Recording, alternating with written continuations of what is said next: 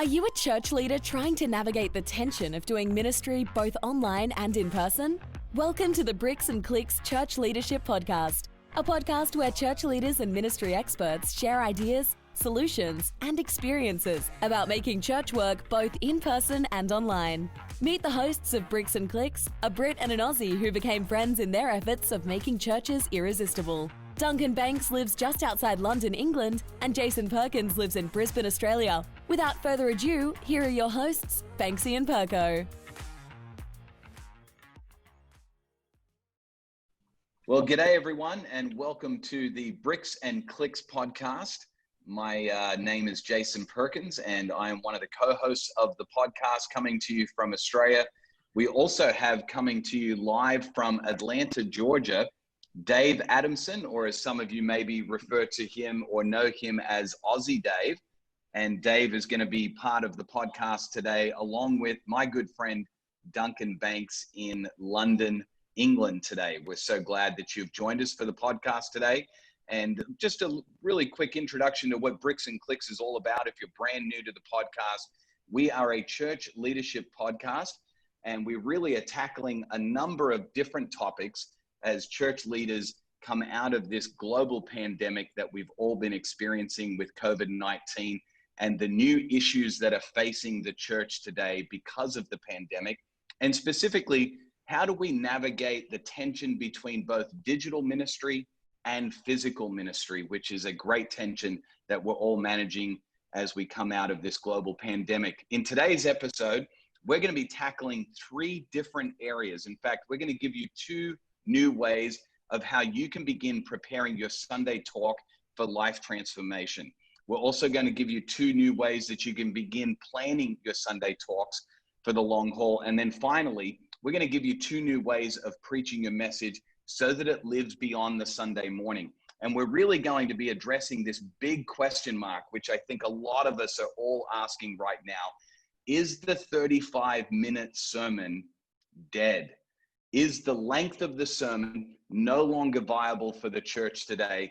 In this episode, we're going to help you answer that question as we tackle these three different areas of preparing, planning, and preaching our Sunday sermon. So I'm going to kick it over to Duncan Banks, who's in the UK, and he's going to dive into the first part of this podcast, which is really, Duncan, tackling two new ways to prepare your talk.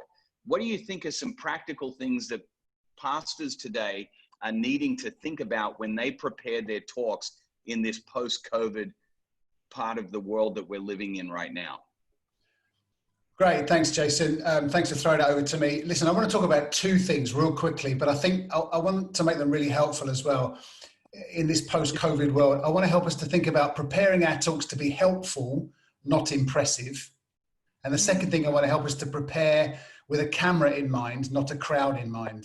I think these are two essential things: prepare to be helpful, not impressive, and prepare with a camera in mind, not a crowd in mind. So prepare to be helpful, not impressive.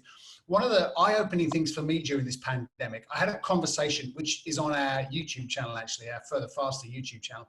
I had this great conversation with Gavin Adams, who's the lead pastor of Woodstock City Church in Atlanta. And he said something, you know, when sometimes people say things and they drop and you go, oh, wow, that's a game changer. Gavin said, church people want church content, unchurched people want helpful content. And I thought, man, Gavin, that you have nailed it there. And so I think we need to shift from teaching to equipping. You know, we're used as pastors, as preachers, we teach the Bible. We've been doing it for 10, 20, 30 years, standing on a platform. And that's kind of cool. But right now, in the midst of this pandemic, people don't really want to be taught. They want to be equipped more than anything else. They want it to be incredibly helpful. So whenever I train new preachers, and I do that a heck of a lot, I sit with them, I always say to them, look, bring me your script for your Sunday talk, your message, and underline the parts where you know people are going to go, oh, that's helpful. That's really helpful. So I sat with a young lady who was preaching at a local church recently. She's such a good preacher. She's better than me when I was her age. Really good preacher. And I said to her, show me what's helpful. And we kind of went through it. She was talking about margin. And it was a great thing to talk about in your finances. Make sure you've got a bit of margin. If you're earning $1,000 or £1,000 a month, don't spend £1,000 a month, spend 800, and then you've got a bit of margin. But there was nothing helpful in it. So I said, well, tell me, how do you put that into practice? And so we talked for a bit, and she said, well, maybe it's like going to the grocery store, and you end up, when you go, because you're hungry, you think, oh, those iced buns look lovely, and those cakes, and I could get a bottle of wine for tonight. Or what if I just get a bag of sweets, some candy as I leave for the car journey home? And you end up spending more money. I said, that's real helpful. So she said in her talk, she said, don't go shopping when you're hungry. Don't go grocery shopping when you're hungry. Really helpful thing. So I think we need to be helpful far more than we need to be teaching, really. So whenever I train preachers, there are two books. I always say we need to go through these two books. The first one is Andy Stanley's book, Communicating for a Change. It's like a Bible for preachers. The second book, I don't know if you've ever read it, boys, but it's so helpful, is a book called Talk Like Ted. Yes. Carmine Gallo. Absolutely fabulous book. What they've done is they've analyzed 500 of the best TED Talks, over 20 million views of these talks. And they've realized that people simply can't get enough of TED Talks because they're so addictive. So they tried to find out what the most sticky talks were and why they were sticky. And they came up with 9 different things. I'm not going to go through them all now. It's too long a list. But let me pick a couple out for you. They talked about being passionate about your subject. They talked about you can't inspire others unless you're inspired yourself. And you stand a much greater chance of persuading and inspiring your listeners if you express an enthusiastic, passionate, and meaningful connection to your subject. So be passionate about your subject. I was asked recently to speak at a conference on youth work. And I thought to myself, you know what? I can't speak authentically about that. I've never been a youth worker. I could put something together and it would be interesting and informative, but I wouldn't be passionate about it because it's not my sweet spot. I'm not passionate about that. So we need to talk about things we're passionate about. Second thing they talked about is telling stories. The stories have the power to reach people's hearts and minds. And again, when I was a young preacher 30 years ago, my mentor, an older man called Doug, who's my hero, he sat with me and I'll never forget it. He said, Duncan, if you're going to give them a point for their head, you also need to give them a picture for their heart. And so the way I've interpreted that over the years, there's this verse in the Bible that says, God has lavished his love upon us. That's the point I'm trying to make to you, Perko and Aussie Dave.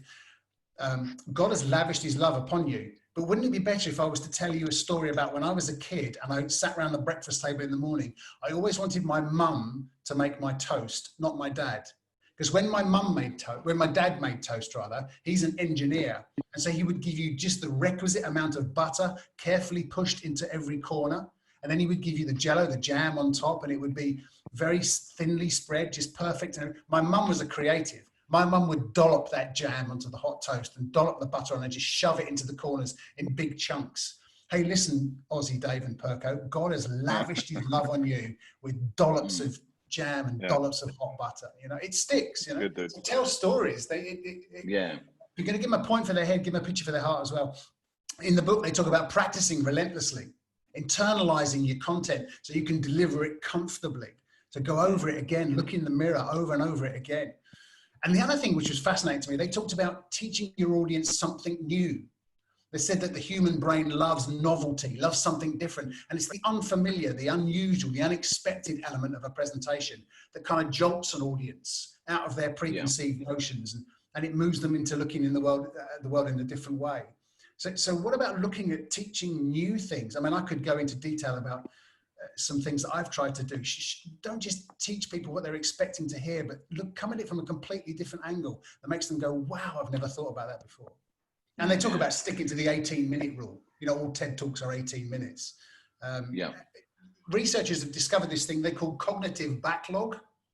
You can't take any more information in your brain. So it's a bit like if the three of us all turn up at a 100-bed hotel and the receptionist tells us, I'm sorry, all 100 beds are taken. There's no point in us saying, oh, but can't you just squeeze 3 more in? No, the 100 beds are taken. And if you get a 35-minute sermon, a 45-minute sermon, researchers say that after 15 or 18 minutes, every room is full in your brain. And so if we leave our big point to the end, it's gone because there's no more room to fit it in. That's the way we're wired up. So stick to the 18-minute rule. So that's preparing to be helpful, not impressive. And the second thing, preparing with a camera. Go ahead. before you jump into preparing for a camera, not just for a crowd, because we're so used to speaking to crowds and not many of us are used to speaking to cameras, you're really talking about, it seems to me, correct me if I'm wrong, it seems like you're talking about focusing on transformation, not just exchanging information. So you're focusing on, yes, information is important, but information alone is not the thing that we're trying to accomplish. We're really trying to see life change. We're really trying to see transformation. Is that what you're getting at? Man, imagine if that was the top of your piece of paper when you were preparing your message. I want to transform someone's life by my words, or I want God to transform someone's life by my words. Yeah. And then you look down that piece of paper and say, what is it that's transformational here? What is really going to help? We're preaching for life change. We're preaching, whether we're preaching into an iPhone because it's going to be broadcast on YouTube, or whether we're in a room of 100 or 100,000 people, we want to see people's lives change. And so that's the goal. So we have to ask ourselves the question, how do we think this is going to transform someone's life? And if we can't answer that, it's just information sharing, and it's interesting. And we go away. Go ahead, I think Dave. that piece you said about the head and the heart piece, I think is super important. And I think it's so easy for us as pastors who are on stage preaching to miss that, because we want to impress people with our knowledge of scripture or our knowledge of a topic. And so we end up only talking from our head to their head. And there's this great ancient Hebrew saying that says, if you speak to a man's head, his heart may follow, but if you speak to his heart, his head will always follow. That's good. And that has always struck me from the point of view of whenever I'm preaching, to tell those stories that are really speaking to somebody's heart, and back it up then with information. So does that make sense? So you're always going to get their head to come if you're speaking to their heart.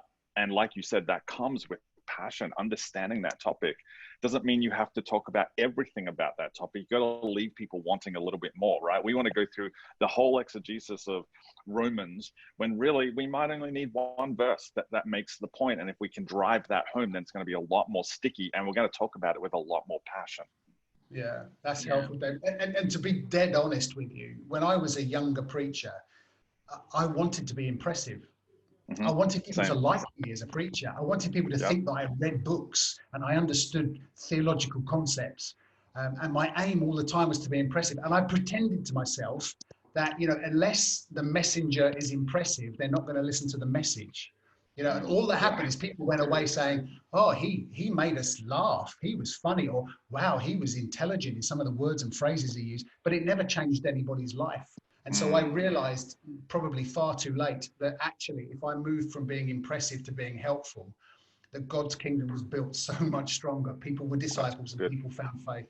So, Dave, before I ask Duncan to go on to preparing with the camera in mind, not just the crowd, Duncan, you shared a practical way to get to a person's heart, not just their head, through storytelling.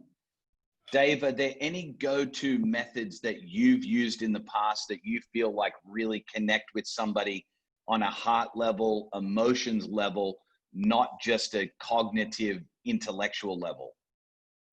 Yeah, for sure. I mean, even just what Duncan just said, I think for me, like grabbed my heart, because he was authentic, right? He said, hey, when I was younger, this is what I was like. And I resonate with that, and it gives me the opportunity then to say, hey, yes, I'm gonna listen in, I'm gonna lean in, because this guy is actually sharing part of his story. For me, when I've preached, I always find those moments where I can just share a little thing. Like one of the things I always will do when I'm preaching is I will say, hey, one of the things I'm learning about God at the moment is this. Because that then puts me into that framework of I don't have all the answers, because like you, Duncan, I used to just want to get up on stage and impress everybody with how much I knew. And to fight that, I lean into that phrase, hey, what I'm learning from God at the moment is this. And that makes people, I feel like it makes people come along on a journey with you rather than just be talking at you and following whatever you're saying. And it's a difference between inductive teaching and deductive teaching, I think, is the big thing here for me. Inductive teaching is where I explain to you, I give you the question and I explain to you the answer So that way you've got it. And I've just given you the answer. Deductive teaching is where you give just enough information that the person deduces the answer for themselves. And when they do that, the answer becomes theirs. So it's a lot more sticky because they came up with the answer. So that's one of the things I try to do as well, is that inductive, deductive teaching. So I think for those people that are listening to the podcast and you're thinking, okay, give me some practical ways that I can prepare to be helpful, not just impressive. And how do I actually connect with people's hearts, not just their heads? I'm hearing great storytelling that really illustrates the truth that you're trying to communicate. I'm hearing authenticity is a massive part of this, and being honest about your own personal journey and where you're at in the journey helps people to resonate with where they're at in the journey. And then finally, this idea of not just giving people the solution, but giving them maybe some of the handles where they can discover the solution or the answer to the question on their own, because part of the process of them discovering that will actually allow them to own it more than if they were just told the solution or told the answer to begin with. So no, it's helpful, super helpful, guys. What if I was to say to you, Perko, you're preaching in a couple of weeks' time, just take a red pen and underline in your talk the places where you know people are going to say, that's helpful, I need to write that down. That's really helpful. Yeah. Not like, oh, wow, that story was funny, or, oh, wow, that's so clever. But where are the helpful, there's nothing wrong with funny stories, and there's nothing wrong with clever twists of phrase and quoting this person and that person. But where is it helpful? And if you can't find 1 or 2 or 3 points where people are going to go, oh, don't go shopping when you're hungry, that's so helpful. You know? So you need to underline those in your talk. So Duncan, we're in this season now where, what have we got? Maybe 3 to 4 months of speaking to a camera under our belts. But I don't think any pastor in their right mind is saying they feel like an expert now to preaching to a camera. Let's all be honest, we're just as awkward and just as uncomfortable as we were maybe the first week. Maybe some people listening to the podcast are a little bit further along than that. But what's some practical ways, Duncan, that we can prepare as communicators for talking to a camera, not a crowd? I wonder whether when we all went into lockdown and preachers preached to cameras, I wonder whether we actually thought to ourselves, people are going to be sat there like they're sat on the front row of my church on a Sunday morning. People are going to be sat on the sofas, straight backs, listening to everything I'm saying. I think it's only now, 3 or 4 months in, that we're beginning to realize, actually, it's a bit like a church with one of those revolving doors at the back. People are constantly in and out. I mean, it would be so weird on a Sunday to preach and to have people get up and make a cup of tea, or pause you, or check out the football scores before they come back to you, or do a bit of shopping on Amazon. You know, it would just be so weird. And yet I think that's what's happening when we're preaching to a camera. So we have to think differently.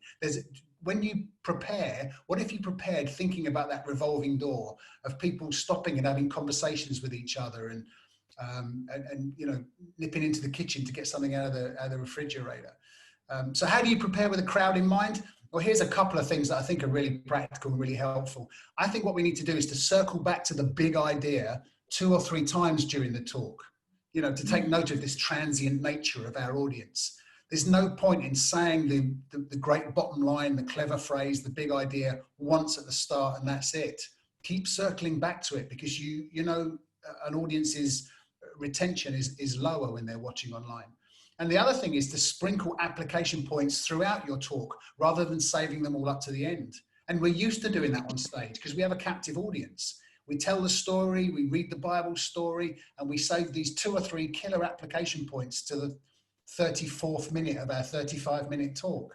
And people aren't necessarily going to listen for that long. So you need to sprinkle them throughout the talk. The third thing that's a big change, Duncan. That's a huge change for some people because we almost want to save that last final thing and that final thrust. But you're so right. In the modern world, that's just not how things are done. You know, even at the start of this podcast, we let you know what we're going to outline, right? We talk, like, I'm going to talk a little bit more about that later, but I think that's such an important point that a lot of pastors miss. a lot of preachers miss, because we are building up, we think we're building up to the biggest point we're going to make, and so we want to hold on to that. But what if we gave that at the start? I think that's great. Yeah. So that means we need to prepare differently. Yeah.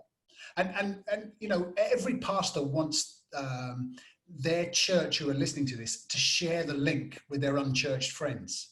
You know, I'm standing here, I'm preaching away. I would love to think that my congregation are going to say, this is so helpful, this is so good, I'm going to get that link and I'm going to share it with my friends. So if that's true, we've got to assume unchurched people are in the room when we're preaching.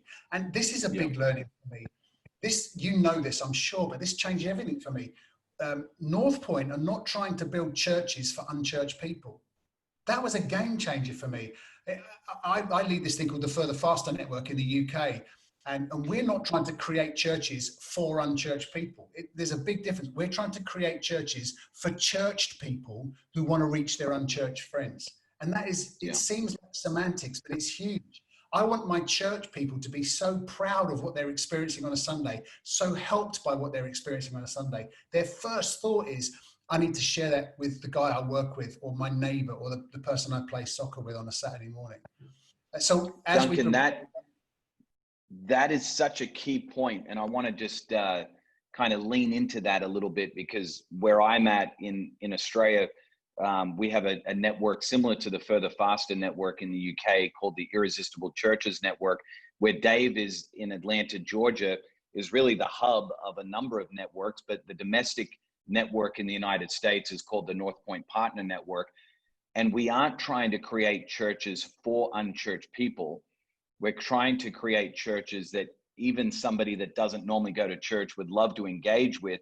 And for that church person who loves their unchurched friend, co-worker, or whatever, wants to invite them to engage with. And I think that's a critical difference. I was on a coaching call just before this podcast that we're recording right now, talking with a church here in Australia.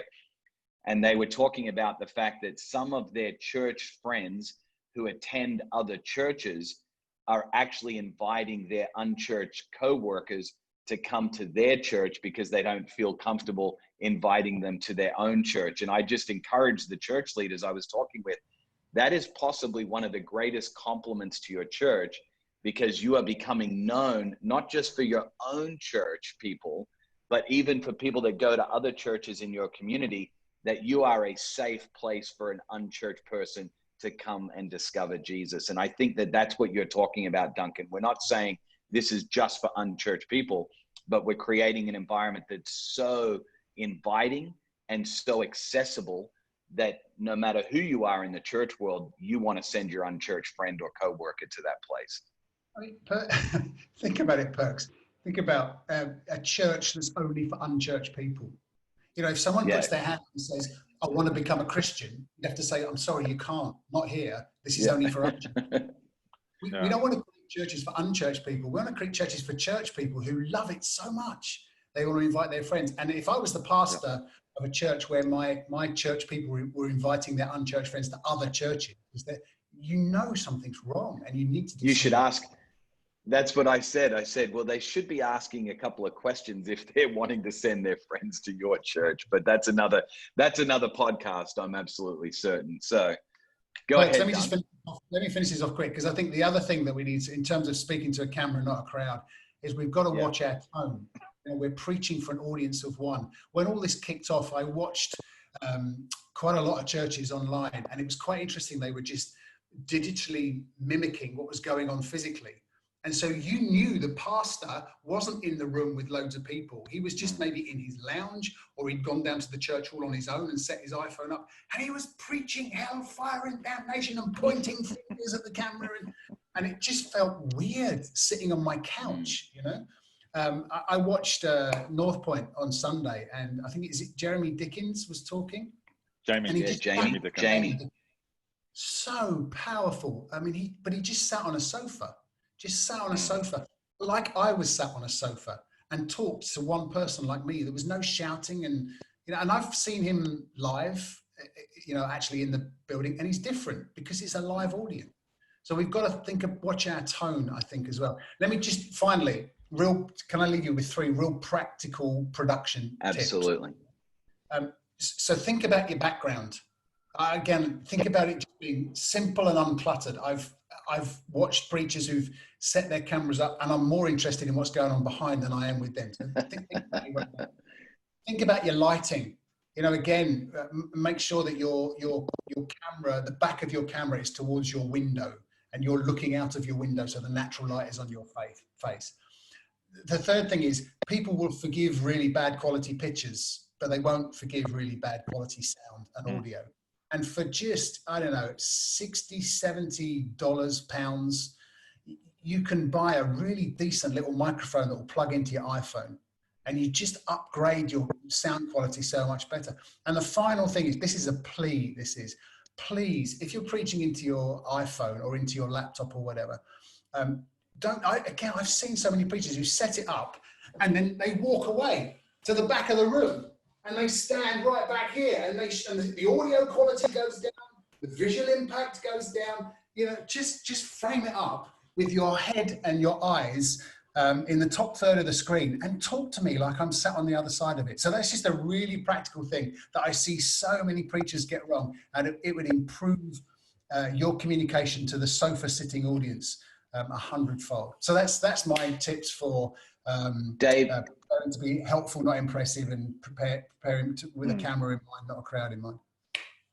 Dave, this is an area that you've done quite a bit of work in on the actual production side of things. We're not just talking about practical communication. We're now talking about, you know, production level type things. Any other quick tips you would just say, hey, this will take you guys to the next level production wise, and it doesn't cost you a lot of money or time? Yeah, first of all, I would agree with everything that Duncan just said. And if you're listening to this on podcast, what I would love you to do is go and check out our YouTube channel where this same thing is going to be there, because what you'll see there is I am breaking every rule that Duncan just talked about. You'll be able to see that the windows are behind me, not in front of me. So I'm breaking that rule. My camera is, my background is cluttered. My camera is pointing up like, I look like I'm in a horror film right now. But part of the reason for that is just, you know, I started this before the sun came up, and now the sun came up. So it's the whole thing has changed. Yeah, the big thing for me is always, and when I'm coaching churches around the production side of things, it's there's two things. First of all, I want to reiterate what Duncan said. People will put up with bad video. They won't put up with bad audio. Invest in that microphone, and it doesn't have to be something that's super expensive. It just needs to be something that will get the microphone closer to your mouth than the distance from your computer to your face. That would be the first thing. And the second thing is bright pixels are sharp pixels. Bright pixels are sharp pixels. So anytime that you can, like, because I had the windows behind me, I'm using a simple artificial light here just to throw a little bit extra light on my face. It's not brilliant, but it's better than me sitting in the dark right now. Bright pixels are sharp pixels and improve that audio quality. Yeah, no, that's fantastic. And I add one more.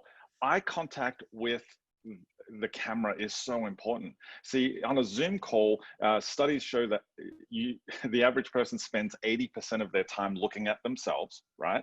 Or they start looking at everybody else. And so, like you see on a Zoom call, people's eyes start around. So I can be making the greatest point in the world to Perko and Duncan right now because we're on a Zoom call, but I'm looking at them, not looking at the people who are watching this. So it's when I start doing this and look directly at the camera, I can't see you guys except peripherally, but I'm making my point to the people who are watching.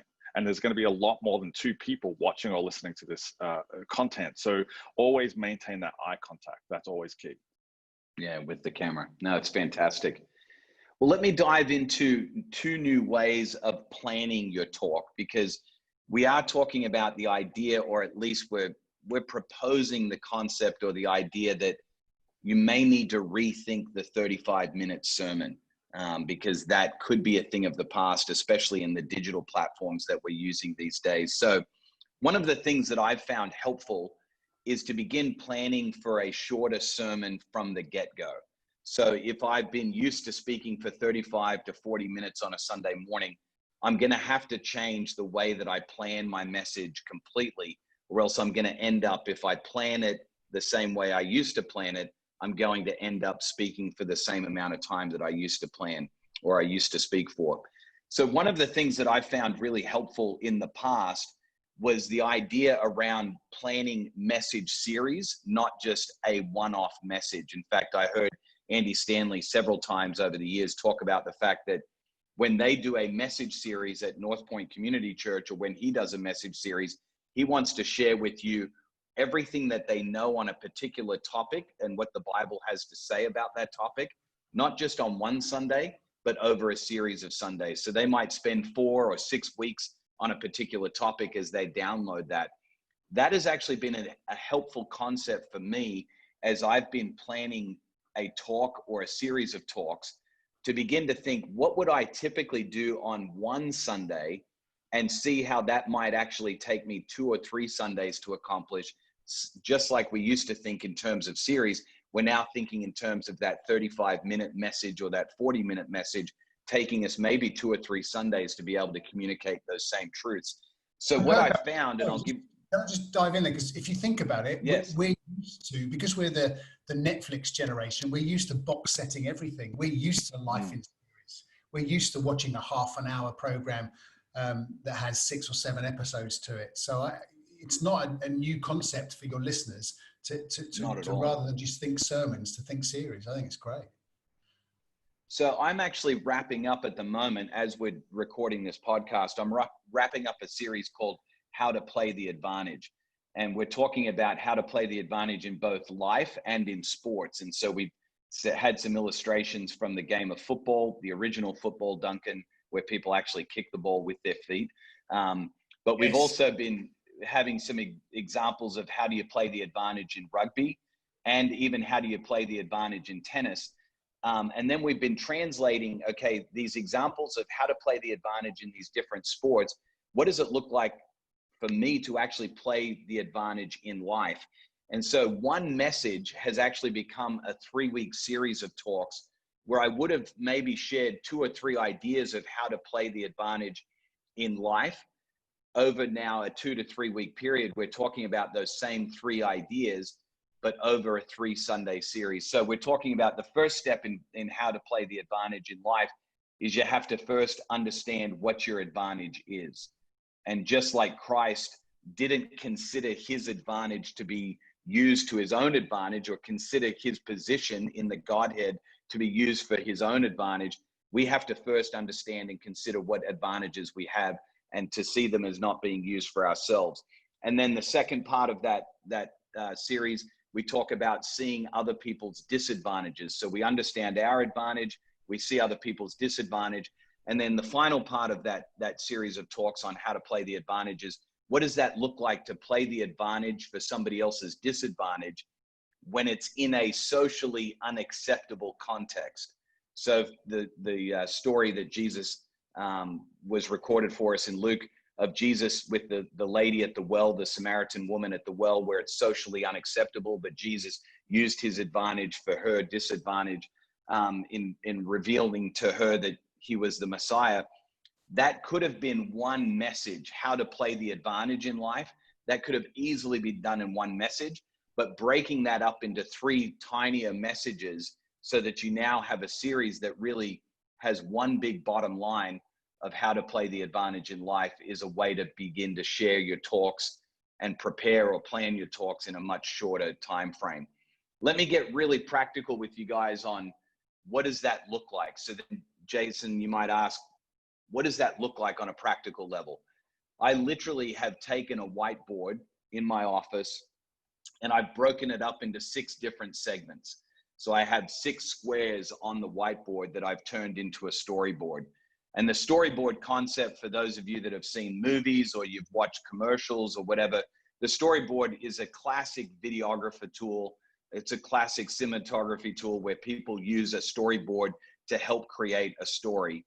And on this particular tool that I use in these 6 squares, I start with the first square, and Dave's going to get into more detail of this in a moment. But the first square on the whiteboard talks about the hot introduction.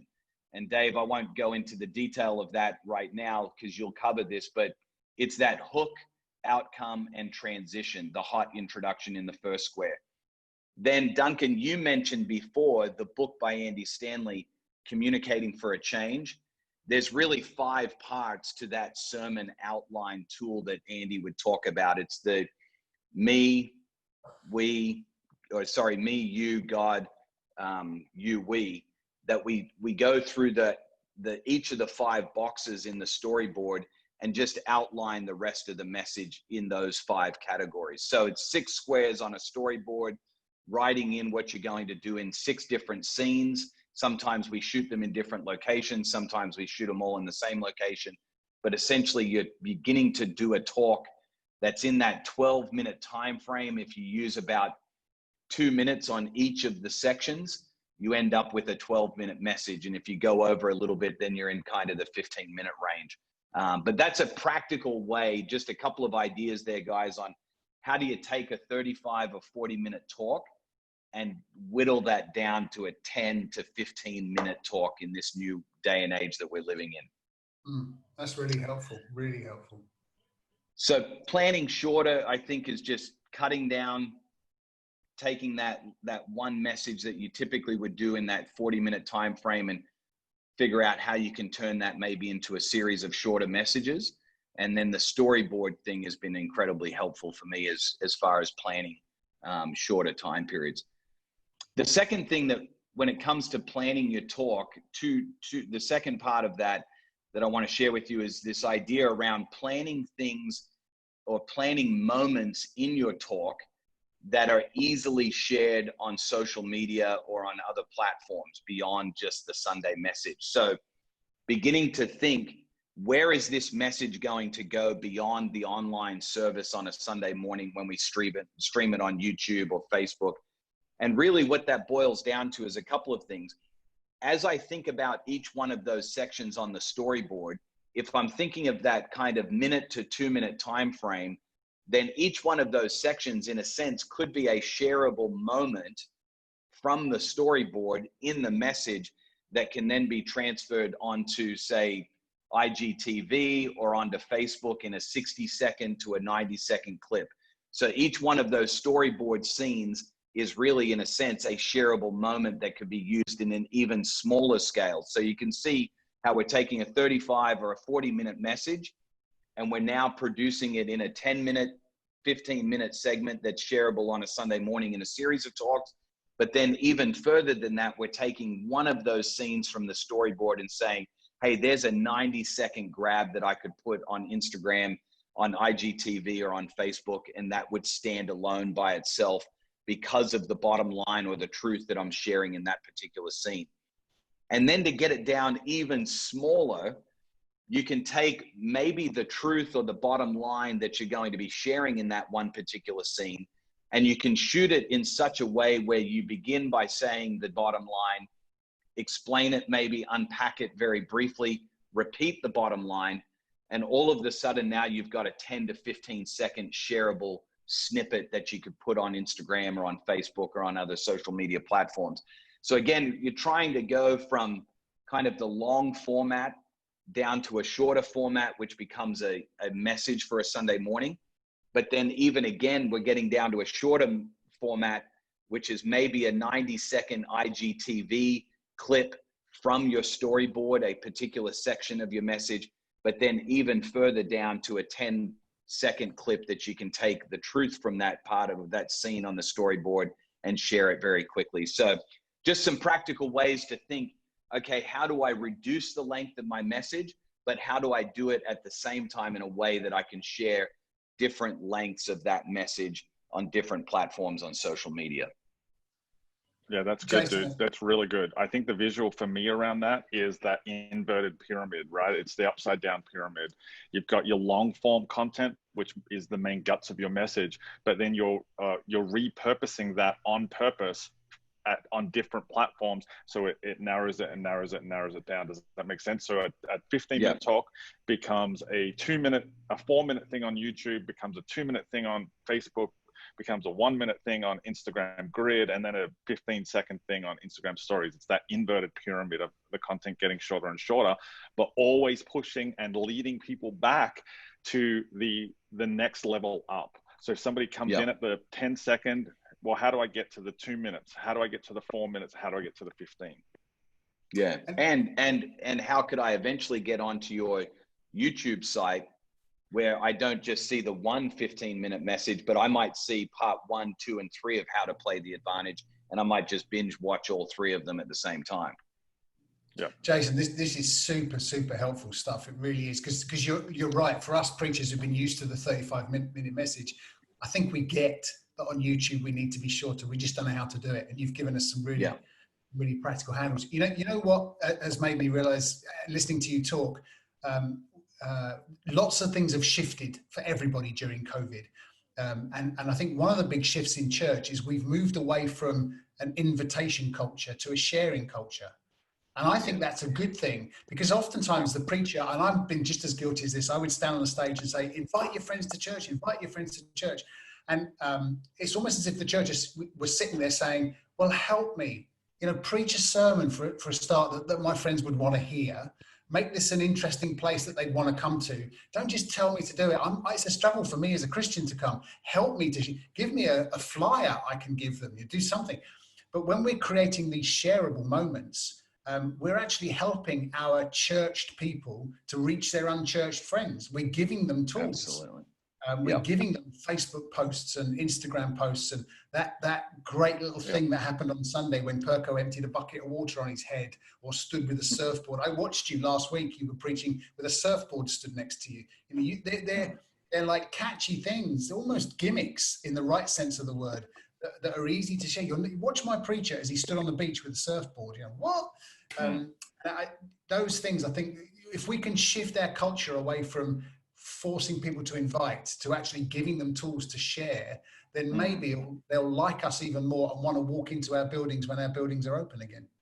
Yeah, that's really good. Well, Duncan, and the important thing around that, I think, is that understanding that on the platforms that you're sharing on, what are the video analytics for that specific platform? So for example, on Facebook, it is 8 to 10 seconds is the average view time on a video, whereas on YouTube it's 4 minutes and 20 seconds. So providing shareable content in those categories is going to really help equip your church community to share that content outside the church community.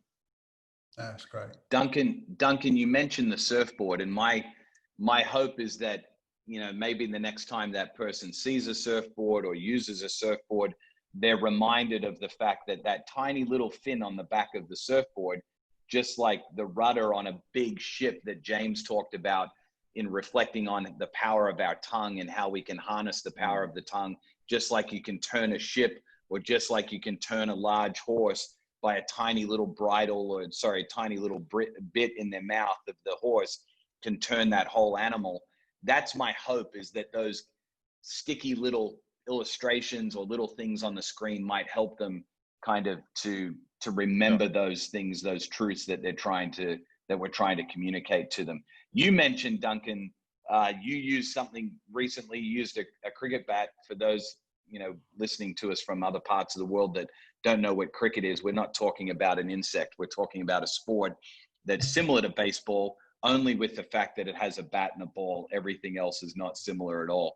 But Duncan, what did you do with the bat that helped to drive home a truth and make it sticky? Somebody reminded me of this the other day, and that's why I brought it up, actually. I was trying to talk about the fact that each one of us as human beings has been created by God with a unique gift, a unique skill, a unique talent. Mine are different to yours, Perko, different to yours, Dave. And so I was trying to illustrate that point. And so I took a bat on stage and said, did you know that every cricket bat is created with what the creators call a sweet spot? So when you hit the ball, the cricket ball, and it hits the middle of the bat, the sweet spot, you don't have to put any effort into it. It just so easily rolls the ball right out to the boundary and you score lots of runs. But if you hit the ball away from the sweet spot, if you hit it up tall or down on the bottom, it rattles through the whole bat and rattles through the handle and makes your fillings fall out. It's a horrible kind of a feeling because you haven't hit the ball in the sweet spot. And we all have this sweet spot. It's the way God's designed us. And if I put Dave in a place that isn't his sweet spot, that isn't in tune with his ministry, then it's going to feel rattly for him. It's not going to feel comfortable for him. He's going to want to pull his teeth out.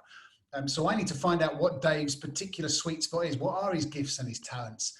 And then if I can put him in that place, he's going to serve and enjoy it, and there's going to be success. I was waving this cricket bat around on stage, put a pair of batting gloves on as well. And I live in a rural place, and cricket's a big thing not far from London. And so it worked for my audience as well. But somebody emailed me and reminded me of that talk, and they still remember the point that was being made. You're just linking an image. And Jesus did it. Jesus often linked images with what he was teaching. Look at the white fields, they're ready to be harvested. Those kind of take this little bit of grain. If I plant it in the ground, look what happens. That's good. That's really good, man. A practical thing I'm taking away, Duncan, from what you've said already is I'm going to take my storyboard, which is on my whiteboard with the 6 boxes that I prepare in, and I'm going to take a red whiteboard marker, and I'm going to circle, or I'm going to ask myself, hey, what is helpful in each one of these 6 boxes? What's helpful? And I'll circle that. And that may then also become a focal point of those shareable moments that we just talked about a minute ago. This is the helpful statement, or this is the helpful bottom line from this part of the talk, this part of the storyboard. Circle that and really focus in on that when I'm recording it, because I know that's quite possibly the thing that we want to become shareable. One of the things I mentioned, guys, at the beginning of the storyboard is this thing called a hot introduction, or a hot intro, which I completely stole from Aussie Dave Adamson, one of our co-hosts of the podcast, shared that with us several months ago now at the beginning of the COVID-19. Dave, can you walk us through some practical ways, or 2 new ways that we need to be thinking about when we're not just preparing and planning our talks, but when we're also delivering them as well? What are some practical things that we need to be able to be thinking about in the delivery of the talk? And unpack for us this hot introduction concept that you explained to us a couple of months ago. Yeah, sure. So first of all, guys, this has been fantastic. Duncan, you've covered 2 new ways to prepare a talk. Perker, you covered the planning of the talk. And I'm going to talk about the delivering of the talk, which I had hoped it would have been another P, but we didn't want to say performing. Preaching the talk. That's a good way to do it. Yes, there you go. Duncan, you're providing so much value to this. Not only are you helpful from a symbol point of view with the cricket bat, you also tried to convince us that British people know what feelings are. Like, you've been providing so much help today. So thank you for giving that preaching tip right there. So we're going to talk about the preaching side of it. So how do we take all of these things and then start to deliver and preach this talk? Well, this hot intro, HOT is the acronym, and essentially just stands for hook, outcome, and pattern. And the way that I would unpack that is, this is the way that you want to start your communication when you're preaching to video.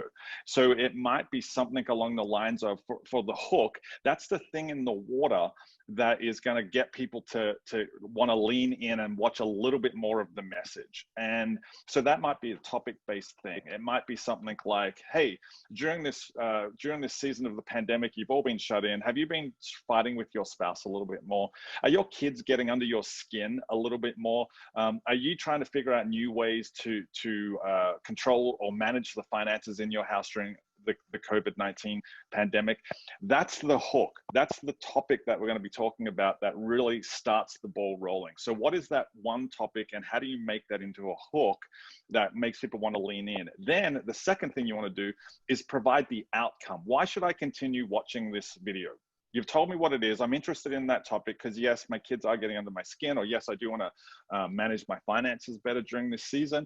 But why should I keep listening? Well, you do that by saying, by the end of this video, I'm going to share with you 3 ways that you can improve your finances. I'm going to give you 2 tips that will help you get your kids managed so that they're not under your skin. That's the outcome. So the hook is, what is the topic about? The outcome is why you should watch this video till the very end. So that's the H and the O. And the T is really just a transition when you start to transition into the guts of the message. So I've given the hook, I've given the outcome. Now I'm going to start with maybe a story that will pull their heart along. Maybe it might be introducing the symbol. It's that transition into the actual part of the message. So that's what the HOT, a hot intro looks like. And I think, you know, all you need to do is watch any YouTube channel for a couple of videos, even just a couple of minutes, and you will see hot intros happening across the board, because, you know, YouTubers understand what it means to A, communicate on camera, but B, keep the viewer retention rate really high. And this is where those analytics come in, right? You know, a lot of preachers started saying at the start of the COVID, hey, we've had 3 times, 5 times as many people come in and watch our services. And they were all celebrating that until they realized that they're only watching 30 seconds of the message, or they're only watching 1 minute of the message. And so doing a hot intro is designed specifically to help people help keep those viewer retention numbers really high, so that people are watching to the end of the video, to the end of the message. So that's really what that's about. And then even once you've started doing those hot intros, there's some little things that you can do throughout the video that help keep people engaged. You know, having watched you guys preach on video before, I know one of the things that you do is you'll change locations, and that change in visual location just makes me lean in a little bit more. And it's what I call a pattern interruption. People get into the rhythm of listening to somebody, and it's easy to start to switch off. But if you can do a pattern interruption, like a change of scene, that will keep people engaged for a little bit longer. And you want to do these little things that just keep people getting engaged. Now, I know there's people listening to this or watching this who are thinking, well, that sounds great, but I can only do this from my bedroom, right? I can only do this from my living room, and I can't change scenes because it requires a huge setup. Well, there's things you can do. I do jump cuts all the time. Jump cut is where the camera might be shot midway down to my chest, and then after a sentence or two, it jumps in, so it's more closer up on my face, and then it jumps back out again. That is a pattern interruption. When I preached at one of our churches in Atlanta, Southside Church, a couple of weeks ago for a men's event. And you know, when I talked about, I was talking about the Western Wall specifically, and I was showing B-roll of the Western Wall, which that's a pattern interruption.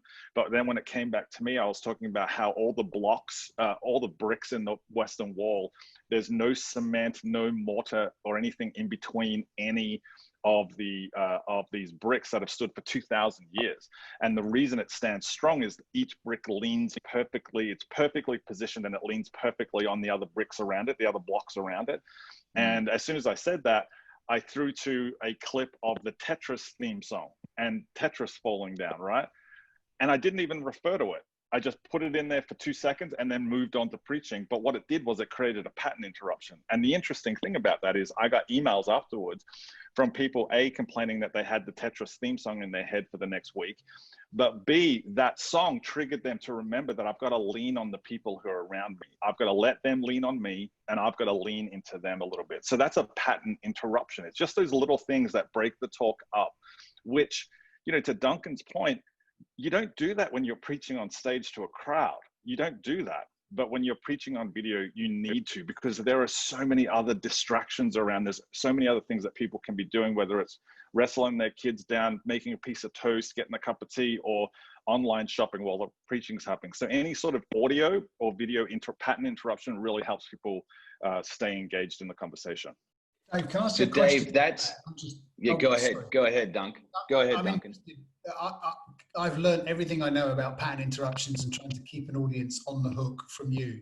And I'm just wondering, one of the questions that's running through my mind now is, when does a pattern interruption become a distraction? So I see the importance of them, because if it's just my face to camera in the same background, I mean, whenever you watch the news on TV, there's always a box in the corner which shows you, and even if they're interviewing someone, they'll play some B-roll of whatever it is they're talking about. So I get it, everybody else does it. But when does it become a distraction? When are we overusing it? When does it detract from what we're trying to say?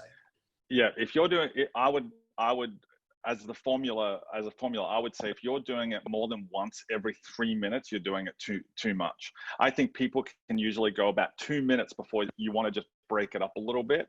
But it depends on what your pattern interruption is. When it's that jump cut that I talked about, from a wide shot to a narrow shot, and that doesn't require 2 cameras. You just have to shoot on the camera you're shooting and just know that you can jump in when you're editing and jump a little bit out. Those I do probably every 30 seconds, because it's not a huge pattern interruption. It's just breaking things up just slightly. But those things like the Tetris theme song, I wouldn't do that any more than once every 3 or 4 minutes, just to break it up just slightly. But the B-roll thing, I might add in a little bit more. So it depends what it is. It's like when you're cooking, right? A little bit of salt is good. Too much salt ruins the whole thing. A little bit of hot sauce is great, but if you put too much in, you're going to ruin the whole meal for everybody else, and they're not going to want to watch it. So you've got to find what's the perfect cue for your audience that's typically watching, I would say, but try to stick it to if you're doing it more than twice every couple of minutes, then you're probably doing it a little bit too much. I think, Dave, this is a great way to take this idea of an illustration to another level. So for instance, Duncan talking about the cricket bat, or, the surfing illustration with the surfboard or whatever, you can actually talk about harnessing the power of a wave. And while you're doing that, just run a quick little 3-second or 5-second B-roll of somebody actually cutting back on a wave. And all of a sudden I've got everyone's attention. And I've also put that visually into their mind as well. Walk us through, Dave, what does it look like, though, to preach on multiple channels? Because lots of churches are doing YouTube Live. Lots of churches are leveraging Facebook Live. Some people are using, Life Church TV's church online platform. But there's so many platforms now when it comes to social media as well, number of platforms. What does it look like for us to preach on multiple channels, and how does that change our delivery? Yeah, great question. And I think this is really important because, like I mentioned earlier when you were talking, Perko, we have to repurpose on purpose, right? We have to recognize that we're creating one piece of content, but rather than it just coming from a stage, it might actually go to 12 different channels depending on what our church is doing. And each of those different channels has different requirements from a video perspective. For example, if I'm doing YouTube, it's best to do 16:9. If I'm doing it on Instagram stories or TikToks, it's got to be 9:16. So how am I shooting this in a way that allows me to repurpose for that specific platform? So that's part of it. And then I think part of it is just understanding where your audience might be watching from. Throughout this whole podcast recording, we've been talking at like people are potentially going to be watching on, listening to this on a podcast. So we're describing things like the board that we're talking about, right? Yeah. You described what that looks like. So people who are only listening will have that understanding. But when I started talking, one of the things I said was, hey, if you look at my lighting right now, it's terrible. How do you find that? Well, go to our YouTube channel. Like, you've got to put in that cue of where you want them to go, understanding that they might be listening on this, but they might get a little bit more information on that channel. So that's one of the things that I like to do all the time. And leveraging the tools of that platform is another great thing. We've talked about pattern interruptions, and I just talked about a video. Well, I'm going to leave you a link right up here. If you're watching on YouTube, if you click on that link, you'll get to see my message. And when Perko talked about the surfboard, if you click on this link right here, I'm going to give you a link to that talk as well. And if you're talking about the cricket bat analogy, if you want to see that, I'm going to leave another link right now. We're going to leave all of those in the YouTube description as well as the show notes. What I just did was multiple platforms covered: YouTube, podcast, and it was just a simple thing of understanding if my audience is listening or watching on this platform, then how can I leverage that? Another great thing is I try to get engagement from people right from the outset. YouTube Live and Church Online platform and Facebook Live allow people to have comments. So get engagement happening. That's understanding the platform that you're working with. And it's as simple as asking people some questions. It's as simple as saying, hey, if you're watching this on YouTube or Facebook Live or on the Church Online platform that we use, we would love it if you'd let us know right now, where are you watching from and how many people are watching with you? Go.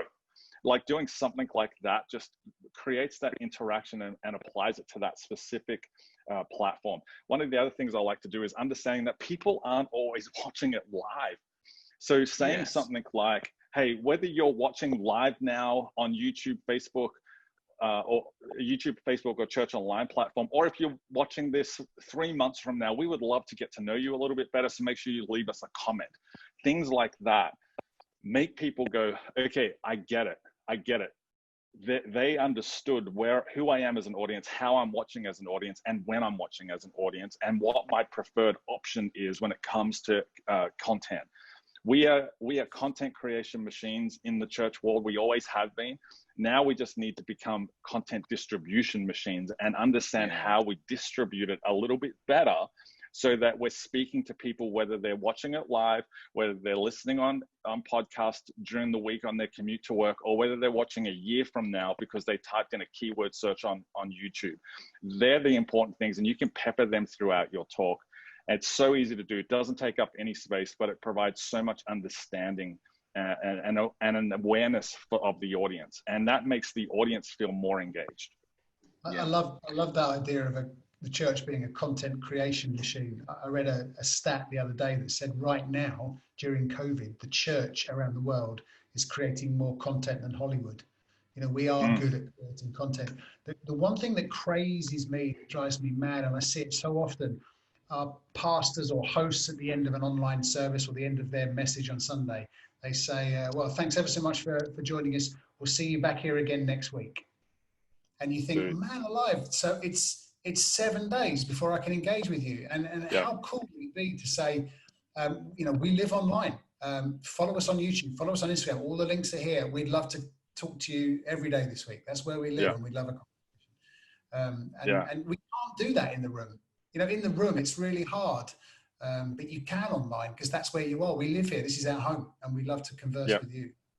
Yeah, it's as simple as just saying, hey, thanks so much for being part of our church today. We'd love to stay connected with you during the week. Boom, it's done. And as you say that, put up the Instagram handle, the Twitter handle, the whatever. It's as simple as that. It doesn't have to be a long thing. People understand it more than we think they understand it. Yes, yes.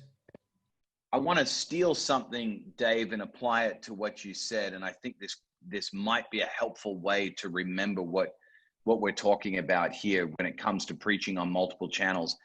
We oftentimes will encourage communicators to assume everyone's in the room, meaning church people, non-church, unchurched people, people that, you know, got dragged there because their grandma said, you have to go to church with me if you stay at my house for the weekend. They're all there. We ask them to assume they're in the room. I think we need to begin also saying, assume they're watching from every platform. Yeah. And if we assume that they're watching from every platform, we're more likely to address them on those platforms. If we assume they're just watching on one platform, we're probably only going to address the people on that platform. So and I would maybe just a helpful tip. I want to yes and that. Yes, that's 100% true. And I would add to that, assume that they're watching a year from now. Yes. And how does that change the way that how does that change the way that you communicate or tell a story? How do you make that connection with that person who's watching from a year? Because we all know the reality is, even when churches were in the building preaching, more people, the audience is bigger online a year, because it's going to stay there. So your audience is only going to get bigger than the number of people who are in the room. So let's start communicating to them even when we're back in church. Yeah. To that point, Dave, I've just recently been listening to Mike Todd from Transformation Church in Tulsa, Oklahoma. And he's been talking about the fact that some of the things that have really connected with people recently in the last 6 months was actually content that was created 3 years ago. But because they've been faithful in creating and distributing, once something really hit a nerve with society and was helped solving a problem that lots of people were facing, they had this backlog of content that people were able to then go and access as well, because they've been faithfully creating and distributing all along. No, it's a good point. We can be listening at any time. That's a great point you both make there. And I think that's why we have to be really careful about what we title or retitle our talks. You know, there's no point in saying, you know, lessons from Ezekiel but if there's something in Ezekiel that's been really helpful, you know, how to stand strong when everything's falling apart, you know, that is what people Google. So if people are going to find our content from 3 years ago, we've got to make sure we label it in a way that people can still find, you know. Yeah, that's called keyword optimizing. That's a whole other podcast episode. Yeah. Which is a great transition to just quickly summarize what we've talked about today. We've given you 2 new ways to prepare your talk. We've given you 2 new ways to plan your talk. And then finally, Dave, you just gave us 2 new ways to think about preaching our talk or delivering our message. And I appreciate, Duncan, your time on the podcast today. Dave, so appreciate your time as well. And whatever platform you're listening on, we would love it. It would be super helpful if you would just give us a like or a subscribe and also write us a quick review. All of those things actually help us get this helpful content to more and more communicators and more church leaders. So if you would do us a favor, not just us a favor, but more importantly, other people a favor so that they can get this content as well, that would be super helpful. You can also find us, Dave, on our website, the Bricks and Clicks podcast.com. You can find us there and on our YouTube channel as well, Bricks and Clicks podcast. So make sure you follow us online because we're all online and we'd love to connect with you. We'd love to communicate with you in any way that you'd like to communicate with us. So thanks for being with us for the podcast. Until next time, guys, thanks so much for your time. Cheers. Well, we hope this episode of Bricks and Clicks was helpful. If it was, then we'd love if you could leave us a review on your preferred podcast platform. If you haven't already, make sure you subscribe to the podcast so you never miss an episode. And if you are leading a church in Australia, the UK, or Ireland, we'd love to help you grow your church by reaching unchurched people. Go to www.bricksandclickpodcast.com and click on your country's flag to find a whole bunch of free resources to help your church go further, faster, and become irresistible once again.